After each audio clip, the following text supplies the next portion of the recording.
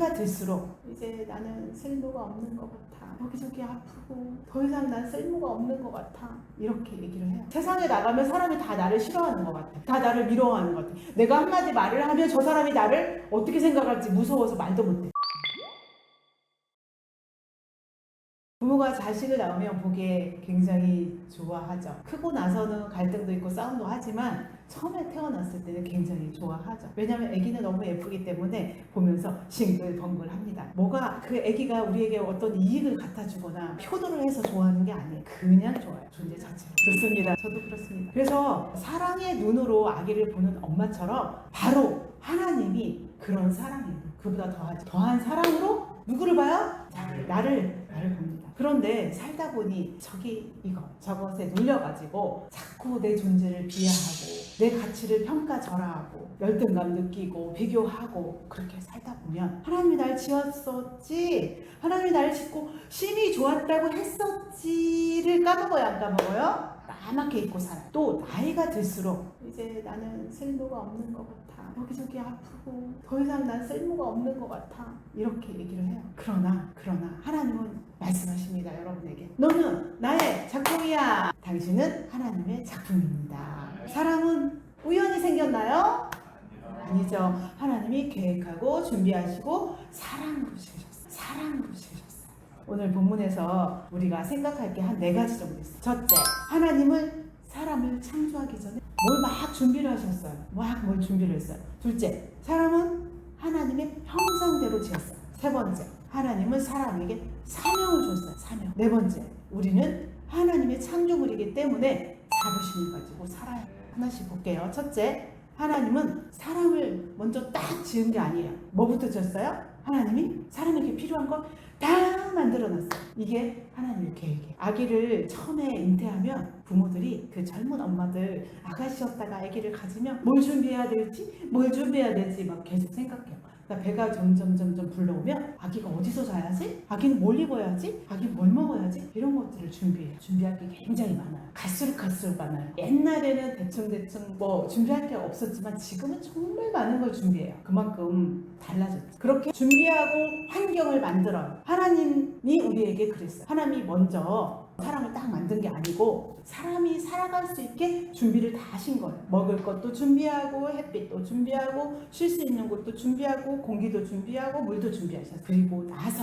준비하고 나서 사람을 딱 만든 거예요. 이게 바로 하나님의 계획이고 사랑입니다. 하나님은 지금도 여러분들을 가는 길을 계획하고 준비하고 계세요. 영국의 정신분석가 유니컷이라는 사람이 아이가 성장하기 위해서는 충분히 좋은 환경이 꼭 필요해요 라고 주장을 했어요. 그걸 이제 그 enough environment라고 말을 하는데, 또는 충분히 좋은 엄마가 필요해요. 그 enough mother. 이렇게 해서 항상 그 사람 충분히 좋은 환경 얘기를 할 때마다 학자들은 유니컷 이렇게 따라붙어요. 그 사람이 말했다. 근데 사실은 충분히 좋은 환경은 심리학자가 먼저 말을 한 게 아니라 창세기 1장을 보면 하나님이 먼저 우리 사람을 위해서 충분히 좋은 환경을 준비하셨어요. 맞아요? 네, 사실 우리가 뭔가 학자들이 만들어내지만 하나님이 이미 준비한 걸 찾아내는 거죠. 하나님이 에덴 동산을 지었을 때 정말 가장 안전하고 사람이 가장 잘 살 수 있는 환경이었어요. 오늘날로 말하면 어떻게 보면 우리가 교회가 그런 곳이 되어야 해요. 가정이 그런 곳이 되어야 해요. 교회 오시면 여러분들에게 그런 환경이 되어야 해요. 안전하고 내가 저 사람이 무서워서 피하지 않아도 되고, 혹시라도 제가 말투가 좀 싸나와서 무슨 말을 했을 때 오해하거나 그럴 필요 없어요. 저는 여러분들을 사랑해요. 굉장히 사랑해요. 제가 사랑이 많아서 사랑하는 게 아니고 하나님이 주신 사랑으로 사랑해요. 혹시라도 제가 말을 한 거 가지고 목사님 말 쎄 뭐 이렇게 말할 수 있는데 사랑해요. 그게 사랑으로 말하는 거예요. 제가 뭐 사랑이 많고 제가 뭔가 인격이 굉장히 좋아서 그런 게 아니라 하나님이 주신 사랑을 받아서 전달하는 거죠. 교회가 그래야 돼요. 교회를 하면 우리가 그렇게 해야 돼요. 그럼 목사만 사랑이 많아야 되냐? 아니요. 여러분도 사랑이 많아야 돼요. 여러분 주변에 옆 사람을 보세요. 그 사람이 사랑으로 봐지나요? 꼴 보기 싫어 죽겠나요?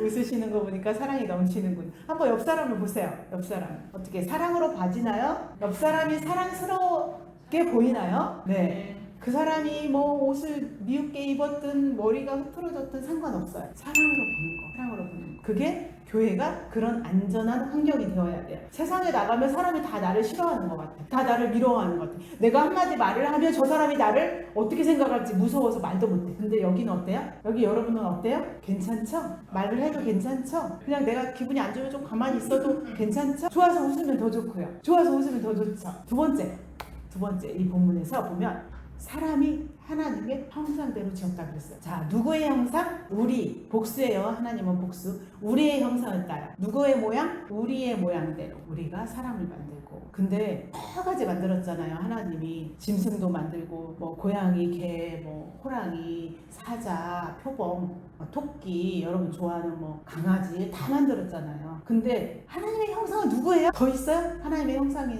동물이나 누가 뭐 식물이나 물론 조금씩 이렇게 있지만 하나님의 형상을 따라서 만든 건 우리 사람이에요. 그런데 그걸 어떻게 우리가 알 수 있죠? 그거는 하나님의 형상을 이해하기 위해서는 하나님의 성품을 우리가 하나님의 성품 하나님의 형상이 우리에게 있다면 하나님의 성품이 우리에게도 있지 않겠어요? 하나님 성품이 딱 있어요. 하나님의 성품이 쫙쫙쫙쫙 있고 사람의 성품이 쫙쫙 있는데 이 하나님의 성품과 사람의 성품 중에 같이 공통되는 공통 부분이 있어요, 없어요? 있어요. 그걸 볼 때 우리가 하나님의 형상을 우리가 닮았다고 볼 수가 있는 거죠. 하나님이 자신의 성품 일부를 전체는 아니에요. 우리는 하나님은 아니기 때문에 성품 일부를 우리 사람 안에 담아 많이 있지만 그 중에 몇 가지를 보면 첫 번째 가장 중요한 건 사랑이에요.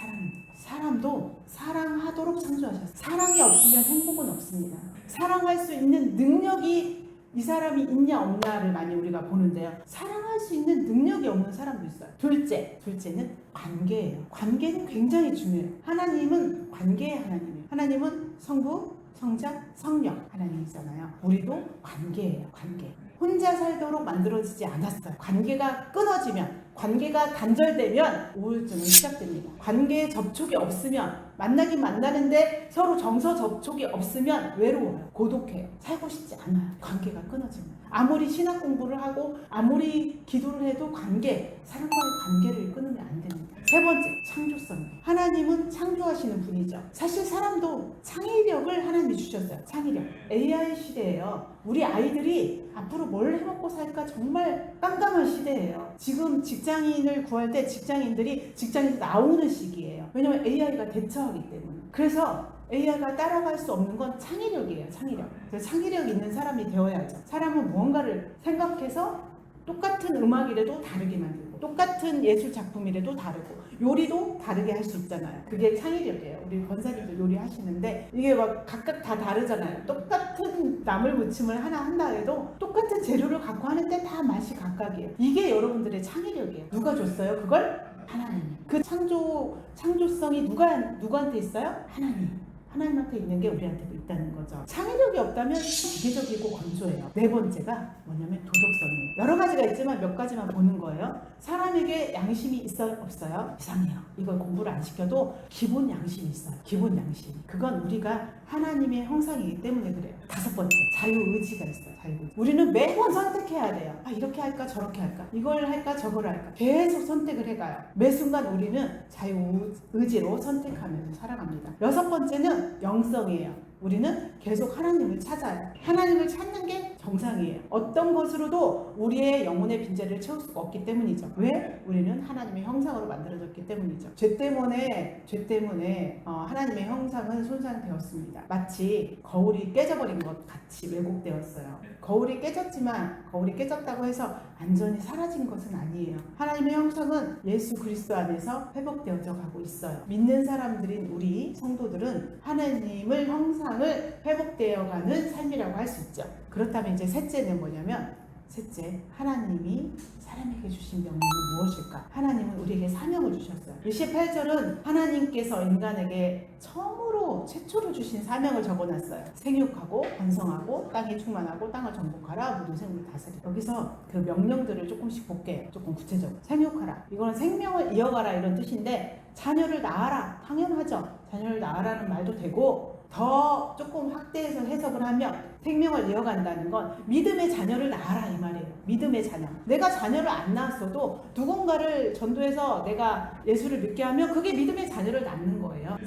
이제 뭐 우리는 이제 자녀를 낳을 시기가 다 지난 사람은 믿음의 자녀를 낳으면 됩니다. 그게 생육하는 거예요. 생육하는 거. 그 다음에 번성하라. 성장은 하나님의 뜻이에요. 우리는 항상 성장하고 싶어요. 신앙도 성장하고 인격도 성장하고 사랑도 성장하고 어제보다 오늘 내가 조금 더 나아지고 싶잖아요. 그게 바로 우리가 성장하라는 하나님의 뜻을 따라가는 거죠. 이렇게 번성하라는 뜻이 성장으로 우리가 볼 수 있습니다. 오늘 내일 더 예수님을 닮아가시기 바랍니다. 또 땅에 충만하라. 하나님의 백성들이 이 세상에서 영향력을 미치는 존재가 돼야 됩니다. 교회 안에서만 우리가 행복하게 머무르지 말고 사실은 세상에 나가서 일터에서 또 가정에서 직장에서 지역 사회에서 내가 하나님의 사람으로서 역할을 해야 합니다. 하나님의 믿는 사람인 거 사람들이 말 안 한다고 몰라요? 다 알아요. 신기하게 알아요. 내가 어떻게 행동하고 내가 어떻게 말하느냐 다 보고 있습니다. 그렇게 영향력 있는 사람으로 살아야 됩니다. 그 다음에 다스리라고 했죠.